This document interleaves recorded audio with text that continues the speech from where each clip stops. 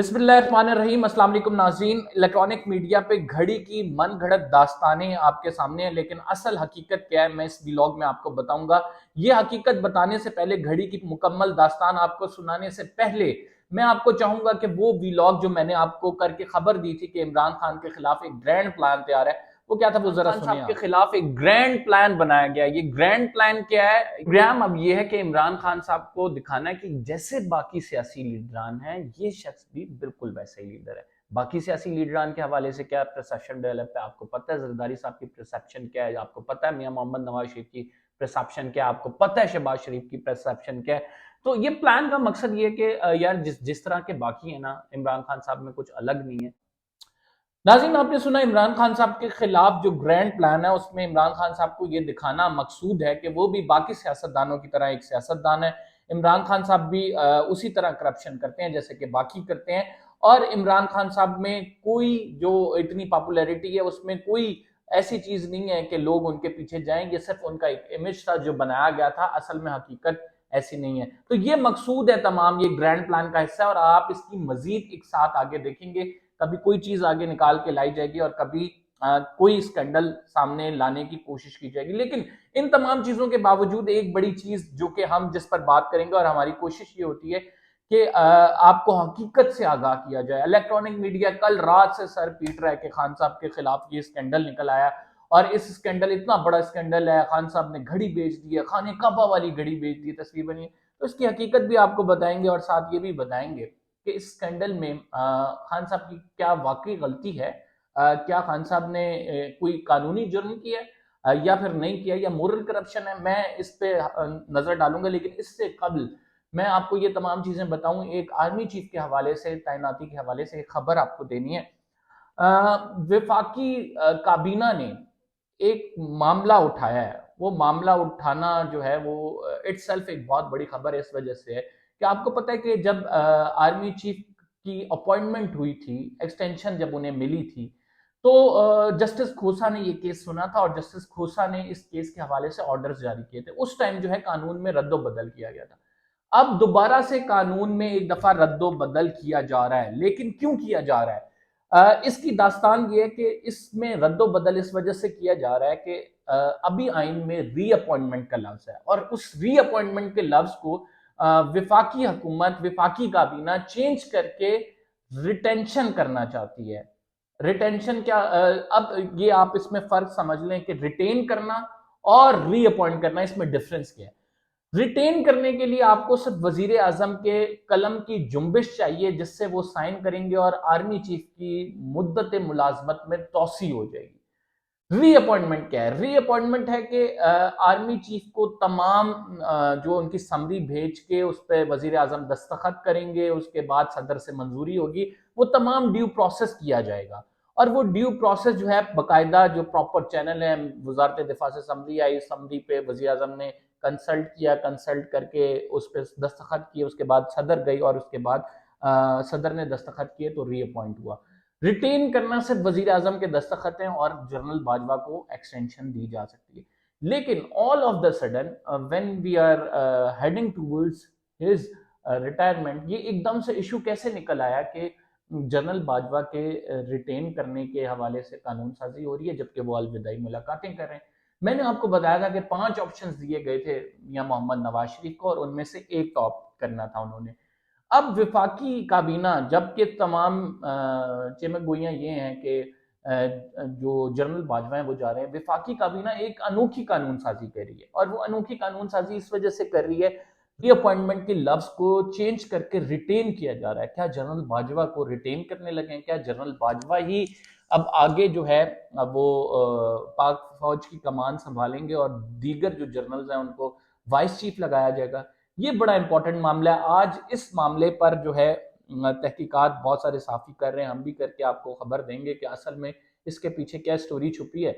लेकिन बहरहाल ये जो है काबीना की मंजूरी के बाद, जिली कमेटी काबीना की बैठी और उसके बाद रीअपॉइंटमेंट का लफ्ज रिटेन में कन्वर्ट किया जा रहा है और ये पक्की खबर है, डॉन ने भी इस पर लिखा है।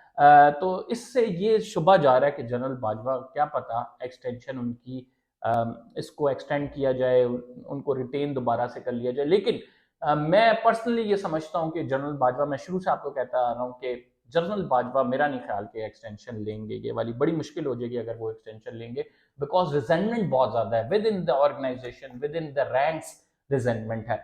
अब आपको बताते हैं घड़ी की दास्तान। देखें ये घड़ी जो है ना, पहले तो आप ये समझ लें कि तोशा खाना है क्या। तोशा खाना वो जगह है जहाँ पे वजीर आजम को मुख्तलिफ सरबराहान मुमलिकत जो है तोहफे देते हैं और वो वहां पे जमा हो जाते हैं। इससे कबल क्या तोहफे दिए गए जी, बिल्कुल इससे कबल गाड़ियां भी दी गई, तोशा खाना में हार भी दिए गए, और वो तोशा खाना के जो गिफ्ट्स हैं वो वज़ीर आजम खरीद लेते थे या फिर उनको इलीगली ऑक्यूपाई कर लेते थे। नवाज शरीफ और जरदारी साहब का भी नाम है कि उन्होंने किस तरह से खरीदे थे। अब खान साहब की बारी आई है। खान साहब ने एक घड़ी जो कि उनको मोहम्मद बिन सलमान ने दी थी, और उस घड़ी की मालियत जो है वो बताई जा रही है 1 अरब यानी $12 मिलियन उसकी मालियत बताई जा रही है।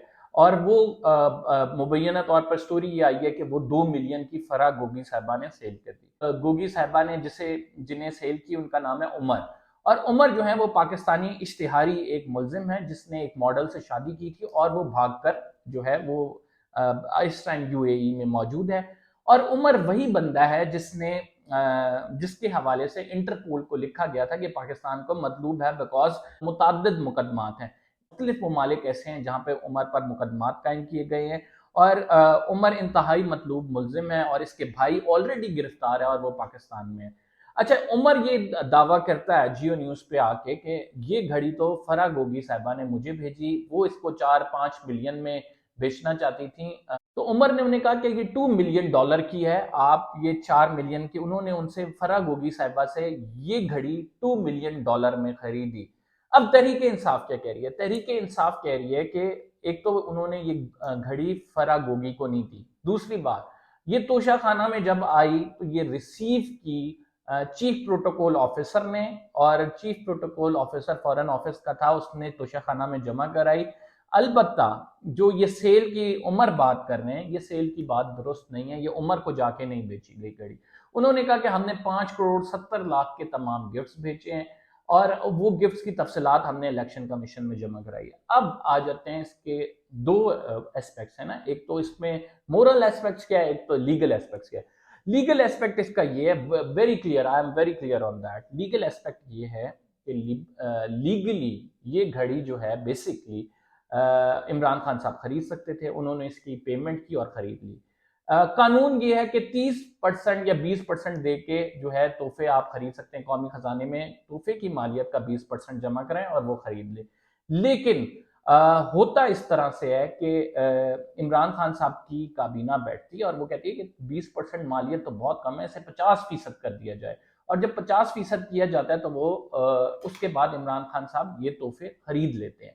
अब इमरान खान साहब को एक तोहफा मिला है, चाहे स्टेट की वजह से मिला है, चाहे तोशा खाना में है, लेकिन रूल ये कहता है कि 50% पेमेंट देके आप ले सकते हैं।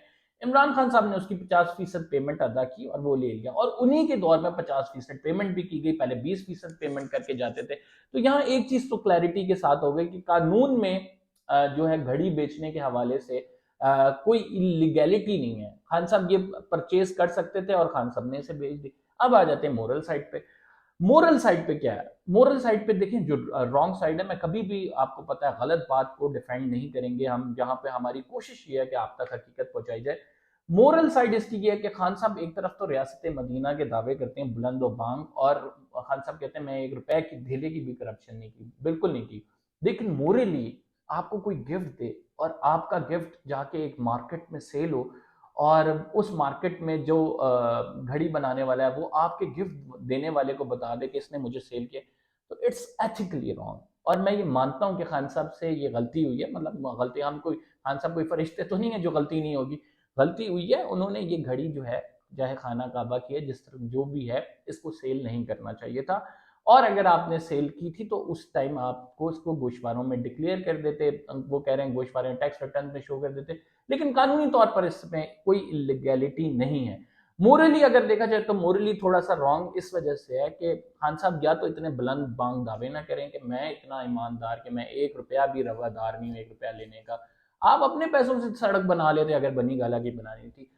या फिर आप अगर बुलंद बांग दावे करते हैं तो उन दावों पे आपको पूरा उतरना चाहिए। आपको फिर ये चीजें, ये तोहफे तहाइफ ये आपके लिए नहीं है। तो ये तमाम मामला है घड़ी और घड़ी से जुड़ी कहानी और जो है एक्सटेंशन के हवाले से। इंशाल्लाह अगले व्लॉग में मुलाकात होगी। फिलहाल के लिए इतना ही। कमर जद्दी को इजाज़त दीजिए। अल्लाह हाफ़िज़।